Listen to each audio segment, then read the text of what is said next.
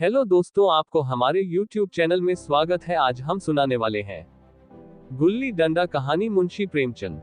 हमारे अंग्रेजी दोस्त माने या न माने, मैं तो यही कहूंगा कि गुल्ली डंडा सब खेलों का राजा है। अब भी कभी लड़कों को गुल्ली डंडा खेलते देखता हूं तो जी लोटपोट हो जाता है कि इनके साथ जाकर खेलने लगूं। न लान की जरूरत, न कोर्ट की, न नेट की, न थापी की। मजे से किसी पेड़ से एक टहनी काट ली, गुल्ली बना ली और दो आदमी भी आ जाए तो खेल शुरू हो गया। विलायती खेलों में सबसे बड़ा ऐब है कि उसके सामान महंगे होते हैं। जब तक कम से कम एक सैकड़ा न खर्च कीजिए, खिलाड़ियों में शुमार ही नहीं हो पाता। यहाँ गुल्ली डंडा है कि बना हर फिटकरी के चोखा रंग देता है। पर हम अंग्रेजी चीजों के पीछे ऐसे दीवाने हो रहे हैं कि अपनी सभी चीजों से अरुचि हो गई। स्कूलों में हर एक लड़के से 3-4 रुपए सालाना केवल खेलने की फीस ली जाती है।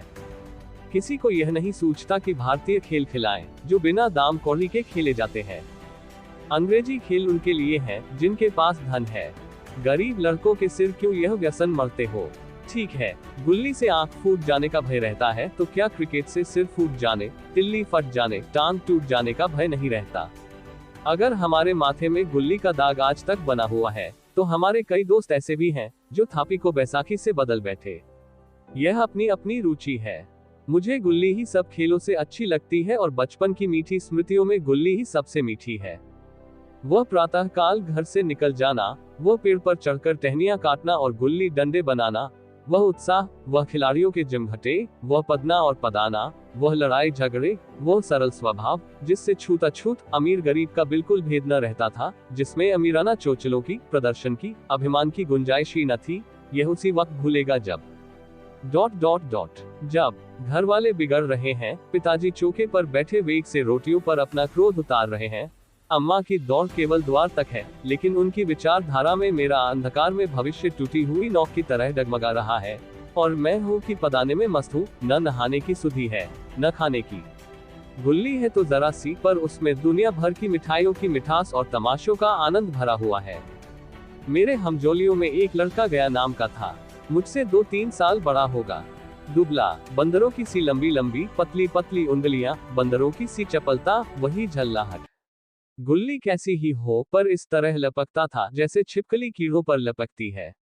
मालूम नहीं उसके माँ बाप थे या नहीं, कहाँ रहता था, क्या खाता था, पर था हमारे गुल्ली क्लब का चैंपियन। जिसकी तरफ वह आ जाए उसकी जीत निश्चित थी।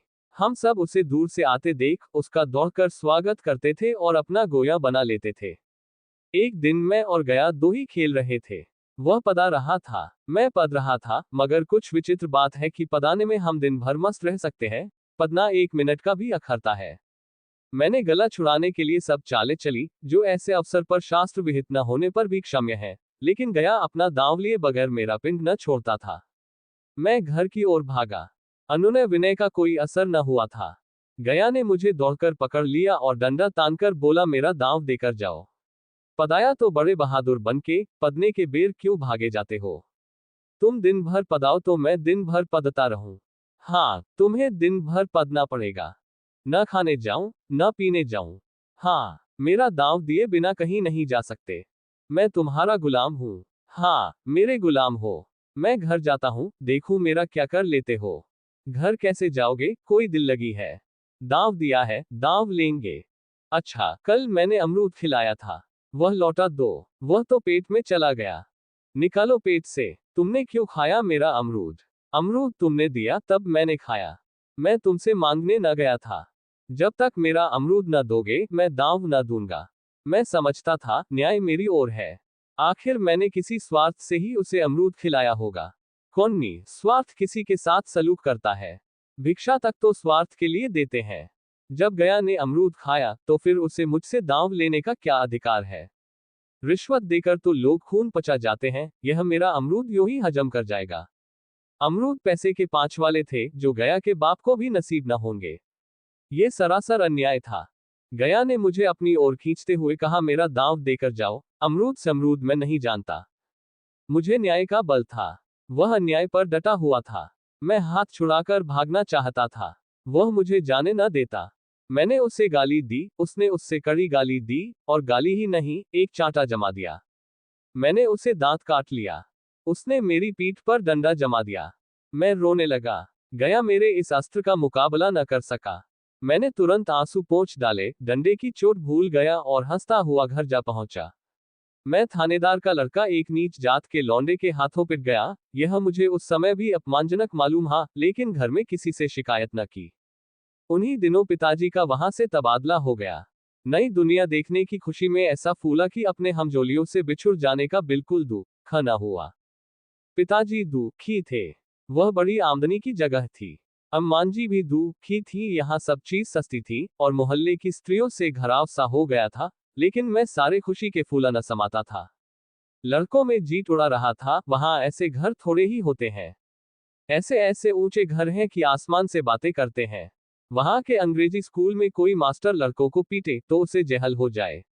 मेरे मित्रों की फैली हुई आंखें और चकित मुद्रा बतला रही थी कि मुझसे उनकी निगाह में कितनी स्पर्धा हो रही थी। मानो कह रहे थे, तू भगवान हो भाई, जाओ। हमें तो इसी उजड़ ग्राम में जीना भी है और मरना भी।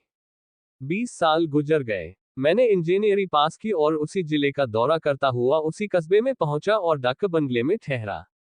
उस स्थान को देखते ही इतनी मधुर बाल स्मृतियां हृदय में जाग उठी कि मैंने छड़ी उठाए और कस्बे की सैर करने निकला। आंखें किसी प्यासे पथिक की भांति बचपन के उन क्रीड़ा स्थलों को देखने के लिए व्याकुल हो रही थी। पर उस परिचित नाम के सिवा वहां और कुछ परिचित न था। जहां खंडहर था, वहां पक्के मकान खड़े थे। जहां बरगद का पुराना पेड़ था, वहां अब एक सुंदर बगीचा था। स्थान की काया पलट हो गई थी। अगर उसके नाम और स्थिति का ज्ञान न होता तो मैं उसे पहचान भी न सकता। बचपन की संचित और अमर स्मृतियां बाहें खोले अपने उन पुराने मित्रों से गले मिलने को अधीर हो रही थी, मगर वह दुनिया बदल गई थी। ऐसा जी होता था कि उस धरती से लिपट कर रोऊं और कहूं, तुम मुझे भूल गई। मैं तो अब भी तुम्हारा वही रूप देखना चाहता हूं। सहसा एक खुली जगह में मैंने 2-3 लड़कों को गुल्ली डंडा खेलते देखा। एक क्षण के लिए मैं अपने को बिल्कुल भूल गया। भूल गया कि मैं एक ऊंचा अफसर हूं, साहबी ठाठ में, रौब और अधिकार के आवरण में। जाकर एक लड़के से पूछा, क्यों बेटे, यहाँ कोई गया नाम का आदमी रहता है? एक लड़के ने गुल्ली डंडा समेटकर सहमे हुए स्वर में कहा, कौन गया? गया चमार। मैंने यूं ही कहा, हाँ हाँ वही। गया नाम का कोई आदमी है तो शायद वही हो। हाँ है तो जरा उसे बुला सकते हो। लड़का दौड़ता हुआ गया और एक क्षण में एक 5 हाथ के काले देव को साथ लिए आता दिखाई दिया। मैं दूर से ही पहचान गया।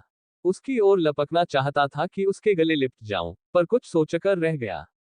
बोला, कहो गया, मुझे पहचानते हो? गया ने झुककर सलाम किया, हाँ मालिक, भला पहचानूंगा क्यों नहीं। आप मजे में हो? बहुत मजे में। तुम अपनी कहो। डिप्टी साहब का साइस हूं। मतई, मोहन, दुर्गा सब कहाँ है?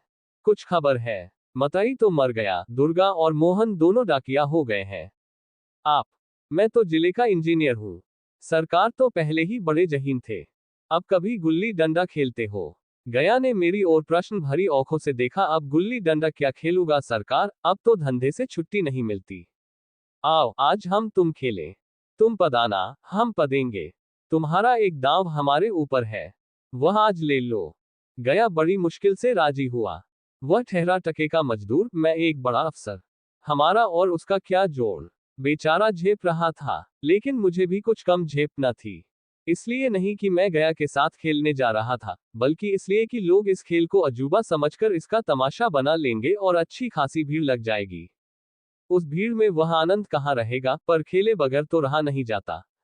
आखिर निश्चय हुआ कि दोनों जने बस्ती से बहुत दूर खेलेंगे और बचपन की उस मिठाई को खूब रस ले लेकर खाएंगे।